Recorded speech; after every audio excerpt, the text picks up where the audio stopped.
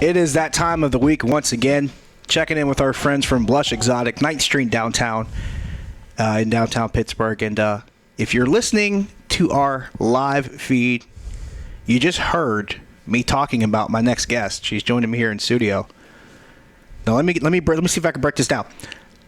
A couple of weeks ago, or about a month ago, we got to hang out with a Hall of Famer in Kaylani Lay in studio. Now we have a Triple Crown winner in studio. Let me break this down.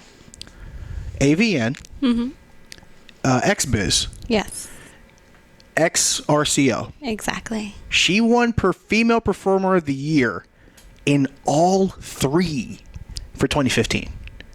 That's like the Triple Crown of adult entertainment. If she was in Vegas, she'd be like that 5-diamond casino. We're in the presence of greatness right now, people, and she's in town to hang out with you. This is how special this is. And you just told me something before we went on the air here. Your husband, Mick Blue, he also won Male Performer of the Year. Yes. At 2 of these shows. So exactly. you guys are like you're like the tag team dynasty. You're like the Beckham couple of adult entertainment right now. You're like David Beckham and Posh Spice. This is insanity. You guys are just dominating everything. You're like the San Antonio Spurs. Just winning titles and just taking names. And we do like to tag team too. We love doing threesomes with other girls. He's even he did my first DP, which won also the award for best DP at AVN. So it's we're quite a team. We love working with each other and fucking other people with each other. Here's a question, because if you're doing all this, if you're winning all these awards, that means you're working a lot. When do you sleep? At night, when I get a chance. When you get a chance. Good answer. Good answer. Now, being here in Pittsburgh, having the opportunity to come here, and I should ask you this question too, because obviously you do a lot of screen work. Getting a lot of opportunity to travel. How often do you travel to feature dance?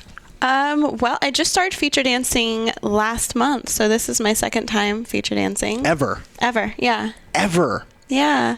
Yeah, so it's a lot of fun. I really like it. It's fun dressing up and interacting with the fans and getting to know them, you know. And I love it when they come back and meet me when I'm selling merch and doing lap dances. So it's really cool to get a personal interaction with my fans. What brought the decision on? Because obviously, in terms of on-screen work, you're obviously doing okay.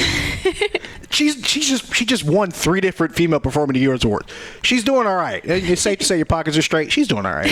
You don't technically, in theory, you don't need to feature dance, right? It's just another way to expand my name and expand my brand. And, you know, in the long run, performing will only go so far, but I want to be able to take it to the next level and really get out there and meet my fans all over. So you said this is your second time. Where did you do your first time feature dancing? My first time was at Crazy Horse in San Francisco.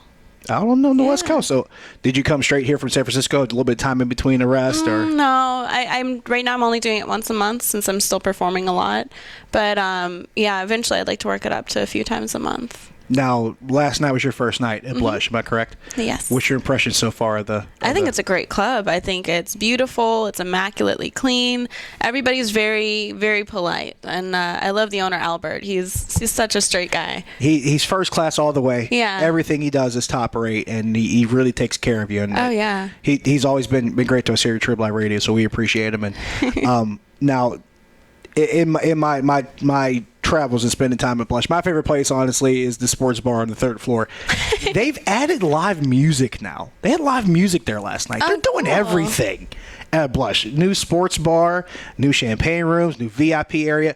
Have you seen the room with all the pillows in it yet? Have you been to that one yet? No, I haven't. There's a room with all pillows. You got to check it out. See, I'm doing my merchandise upstairs on the 2nd floor. So I've got this plush couch. Oh, you're in the VIP area. Yeah, in the VIP area. That's a nice area too. You can have a seat, get a VIP area. You can sit down, hang out. You can hang out with Anikka Albrite between shows. Lap dance from me. Get a lap dance from you. Get a lap dance from a Triple Crown winner. When's the last time you could brag about that to your friends? Okay, that's enough right there to sell you on why this is a good idea. But there's so many different things you can do at Blush Exotic, so many different things to check out. And then Anikka Albrite's here. So that's great. Now, one thing you told me, and we were listening to the promo, we were talking about you, but we talked about next week. You said your best friend Riley Reed's going to be here too? Yeah, Riley Reed's coming to town, I believe, next week. And it's pretty cool, because one of these days I'd like to actually do a feature show with her. I think we do really well. See, laying the two of groundwork us. already. I like it.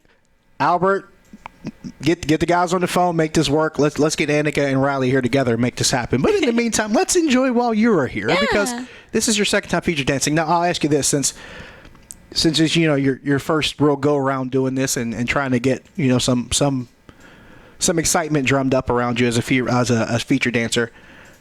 What are we expecting? If I come to see a show at Blush Exotic and I come to see Anikka Albrite, what kind of show am I going to see here? What do you got in store for us? Well, I love to interact with my fans. I love to do a lot of like dress up stuff. There's stuff that I would normally do in my other shows, but I can't at Blush, unfortunately. But you're still going to get a lot in the package, and just a lot of personal interaction, and I love to smile, and I'm not just going to be up there not paying attention to anybody. I'll definitely interact with you. So are you smile in action as far as you're friendly, or are you interaction as far as let's goof around, let's have a little fun, let's get a little weird? I do both. If people have stuff on, like if they have glasses or a hat or something, I'll like take it off, and maybe if you're lucky, I might like rub it all over my naked body and then give it back to you. So it's stuff like that. Like if you're gonna come and bring some props. There's somebody watching this video wearing a pair of glasses that a bead of sweat probably just went down the side of his face. Oh yeah. Thinking about that. I mean, honestly, how could you not? But at the same time, I always joke. One of the big running jokes here is about the whole concept of getting weird and not having the opportunity to feature dance up until this point. Obviously, you're still getting into it, but when do you really think about how do you sit and plan out? Okay, this is what I'm going to do for this. How do you make your decisions on costumes and music, and where's the motivation come from? Well, some of the stuff, like whenever I do the expos, like Exotica or Avian Expo, I like to dress up. It's a different theme every time. So I'll take a lot of that, like the costumes that were really popular with my fans at the expos. I'll bring that into it, and really just kind of goes along like, oh, listen to music all the time. Like, oh, this is a really great song. Maybe I can do this to that. So I'm always working on it, always, figuring it out.